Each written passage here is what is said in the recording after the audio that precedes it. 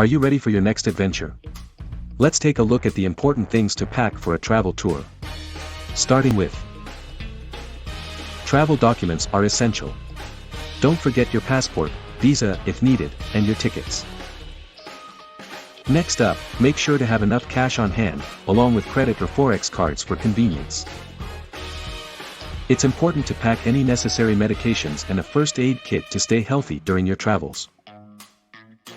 Be prepared for any weather with appropriate clothing and comfortable footwear, including swimwear if needed. Toiletry essentials like toothbrush, toothpaste, shampoo, and skincare products should always be included in your bag. You'll need your electronics and gadgets, so don't forget your smartphone, camera, chargers, power bank, and adapters. Travel accessories like a pillow, eye mask, earplugs, water bottle, and snacks can make your journey more comfortable.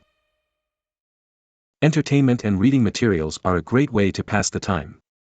Don't forget to pack your favorite books and headphones. Remember to include a few miscellaneous items like an umbrella and laundry detergent, just in case.